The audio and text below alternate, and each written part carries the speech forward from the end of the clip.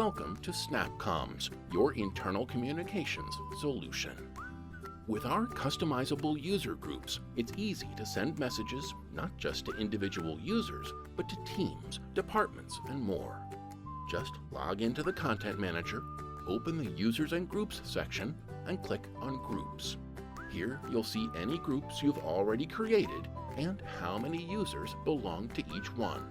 You can click on a group to see which particular users belong to it. These are the same groups you'll be able to select and target when you create a new message. To add a new group manually, just click Create Group at the bottom. Give your group a name, add a comment if you like, and then click Create. Now click on your new group to open it.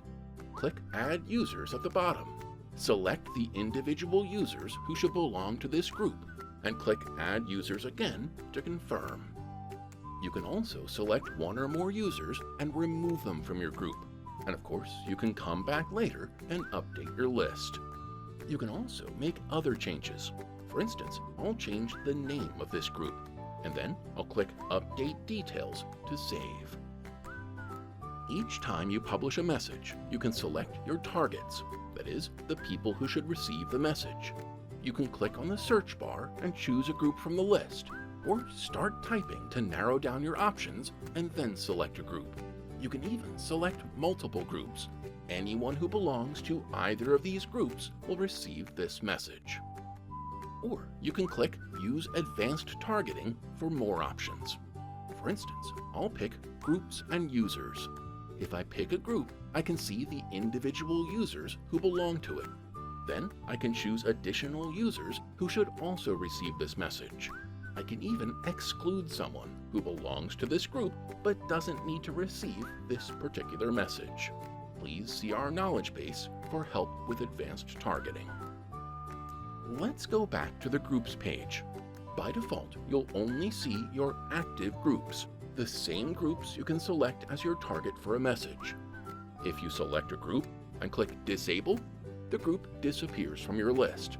You can't target that group anymore. But if you uncheck the box, you'll see all of your groups, including the group we just disabled. Select that group and then click Activate.